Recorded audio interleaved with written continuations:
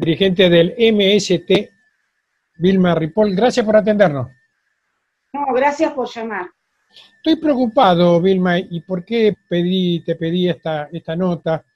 Porque, a ver, hay como dos países, ¿no? Buenos Aires y Cava y el resto del país. Pero cuando digo hay dos países, yo te estoy hablando de una provincia que una ciudad tiene 1.300.000 habitantes. Y no hay. Y te estoy hablando en este momento de otra, de la capital de la provincia, que tiene 8 semanas, 7 por 8, 56, 60 días, sin bicho. Entonces me pregunto, ¿por qué es casualidad o tal vez se hicieron bien las cosas en estas dos grandes ciudades y no se hicieron tan bien en Buenos Aires? Digo, en Cava y en Gran Buenos Aires. Yo creo que lo primero que te digo, nosotros pedimos desde el primer momento, ¿me escuchan bien? Perfecto. Nosotros pedimos desde el primer momento que hubiera testeos masivos. No sé si te acordás Sí. que salimos a decir el primer minuto que tendrían que hacer testeos masivos. Masivos quiere decir esto, buscar lugares que puedan ser de riesgo para avanzar por ahí, los trabajadores de salud, los geriátricos, en los barrios populares, las villas, y algunas zonas que sin ser barrios populares tienen características similares de concentración de habitantes. Eso se demoró. Eso no lo hicieron. Claro. Entonces entramos a ciegas a la pandemia. Entonces, ¿qué le decíamos? Para poder saber cómo actuar después, cómo se mueve el virus, todo eso, necesitamos testear, porque no había test. Porque la verdad que el ministro de Salud dijo que el problema era el Zika y el mosquito, y entonces, bueno, El a dengue. partir de no hicieron los test masivos. Primero porque no estaban convencidos, y segundo porque llegaron tarde a comprar los test masivos. Porque el ministro de Salud dijo que el problema no era el virus, que no iba a llegar, que se iba a demorar, sino que el problema lo teníamos con el mosquito y todas las enfermedades que trae el mosquito. Eso hizo que llegaran tarde a la compra de los test. Entonces después cuando quisieron hacerlo ya no se podía hacer hasta que no se consiguieron. Y hay una disputa mundial por los test, no nos engañemos. Ahí creo que hubo dos elementos. Primero, le erra a la Organización Mundial cuando también predice que con el calor no va a llegar acá. Y me parece que de ahí se prende el ministro y dice lo mismo. Y después cuando viene por todos lados no hay dónde comprarlo. Bueno, pero todos los países compraban, aunque estuvieran como estuvieran. Entonces no se puede subestimar una pandemia de esas características, no se puede subestimar. El otro tema es que empezaron después cerraron rápidamente y no tomaron. ¿Por qué? Porque necesitaban aplanar para poder arreglar el sistema de salud, que es una deuda pendiente desde hace muchos años, porque todas las veces que se paga la deuda, tal cual siempre decíamos, se hace recortando los presupuestos de salud y de educación. Y ahora se paga eso. ¿Por qué? Porque las condiciones... Está bien, pero no tengo la respuesta que busco, Vilma. La pregunta es, ¿por qué en la provincia de Santa Fe, te estoy dando una ciudad de 1.300.000 habitantes con Rosario y Gran Rosario, contra muchísimas ciudades de Buenos Aires, que tengo que pensar que acá sí se previó mejor salud? ¿Qué pasó? No, el tema es que acá hay una concentración de habitantes, sí, y un movimiento de habitantes que no tiene ninguna otra provincia del país. Es cierto. Yo soy santafesina, no lo podés comparar de ninguna manera. Acá tenés el ingreso de una población a la capital desde la provincia de una cantidad de gente que es igual a los habitantes de la capital todos los días. Y esa gente viene de la provincia, donde están la mayor cantidad de bolsones de pobreza. El 60% de la pobreza... Estamos de acuerdo.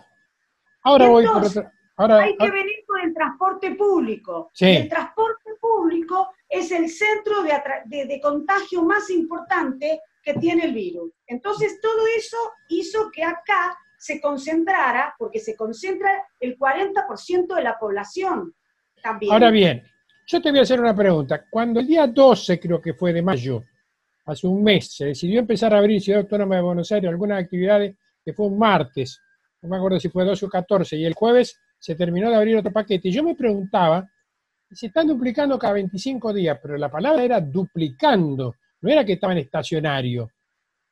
Hoy no sé cada cuánto, qué cálculo tenés vos, de cada cuánto se está duplicando, pero los 1.140 de ayer contra la semana pasada nos hace pensar, a mí por lo menos me hace pensar que en menos de 7 días se duplica.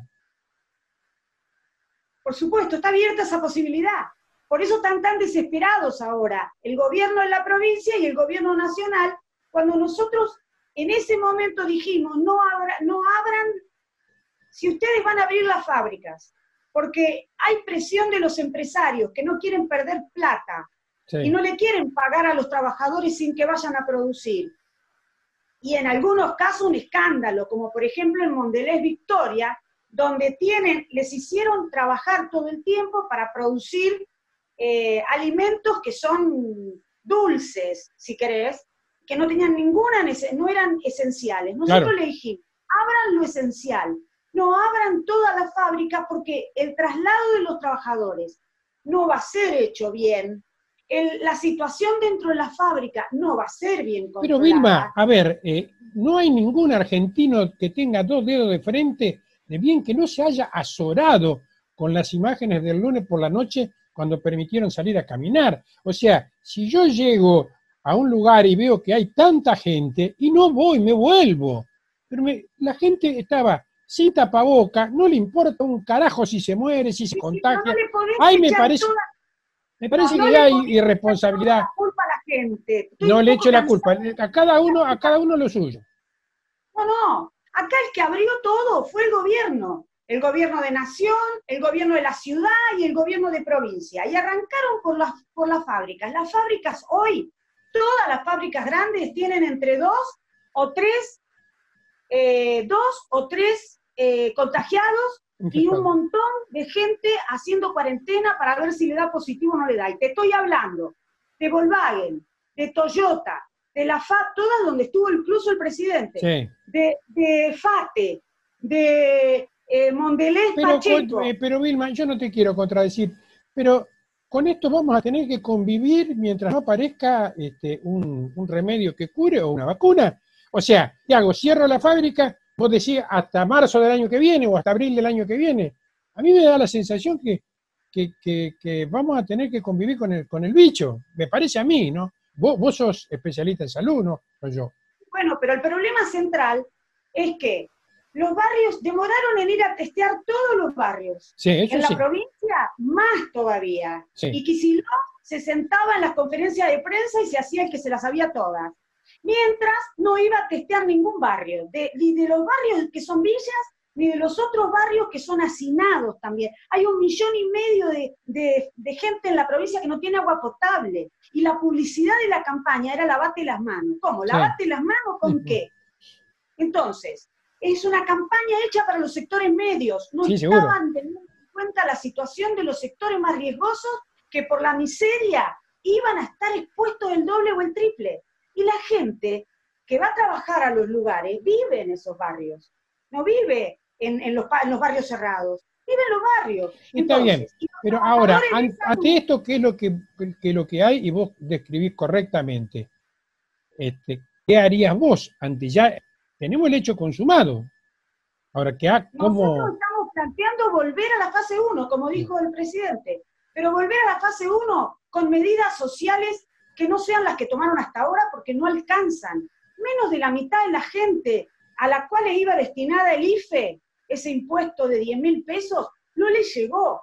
La comida está siendo insuficiente. Mañana salen las organizaciones sociales a reclamar, porque después de que se destapó esa historia de que tenían un precio exorbitante, entonces se complicó toda la compra de la comida y no se reparte suficiente comida en los barrios porque el hambre y la necesidad de usar los comedores se multiplicó por 2 o por 3. Entonces, vos tenés que tener comida, subsidios, tenés que tener un subsidio importante, que una familia tenga 30, 40.000 pesos para poder vivir. Y la gente que tiene negocios chicos también. Entonces, el gobierno tiene que poner el impuesto a las grandes riquezas.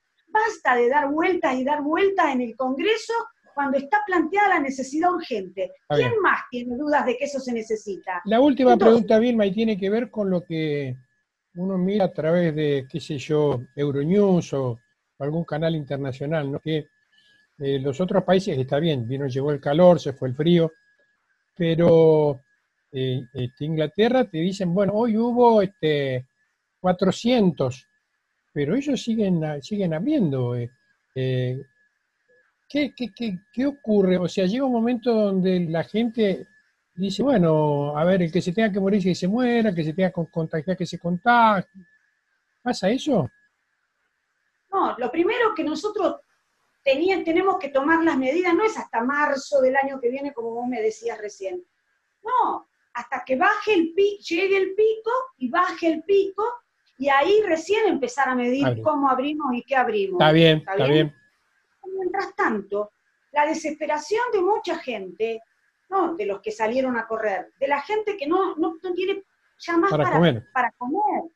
¿Entendés? No, pero es entendible, lógico. Chicos, los de los barrios de las villas. Te estoy diciendo gente que tenía hasta un negocio chiquito y ya no puede hacer nada, ni ya lo tuvo que cerrar.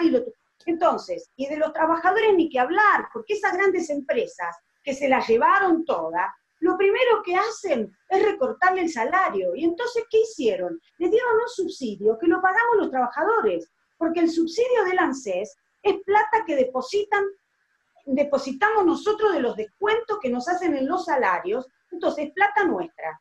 Y ahora van a comprar y van a pagar a las clínicas con plata del IOMA, que no tiene un peso, que no da los servicios que le tiene que dar a los trabajadores de la provincia, que no atienden ni los casos de cáncer, que es un desastre. Van a pagarle a las clínicas privadas esa plata, cuando en realidad lo que habría que hacer es nacionalizar todo el sistema en manos del Estado, con control de los trabajadores de la salud, que son los que saben, porque a veces no los dejan ni participar en los comités de crisis, porque el trabajador que sale a denunciar es perseguido, y tienen materiales de cuarta calidad, por eso se contagian tanto, porque tienen multiempleo, entonces habría que aumentar el presupuesto y darle más salario.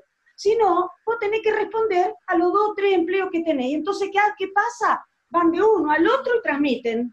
Entonces, eso es lo que hay que terminar. Hay que terminar con eso y el Estado tiene que invertir mucha plata. Si no, es cuarentena y que la padezcan los que no tienen. No va, la gente va a empezar a salir, como pasó en algunos otros lugares. Vilma, te agradezco muchísimo tu tiempo y la deferencia que tenés para con la agencia de noticias DER siempre. Te dejo un cariño, la seguimos. Gracias a ustedes y un abrazo. Chau, chau.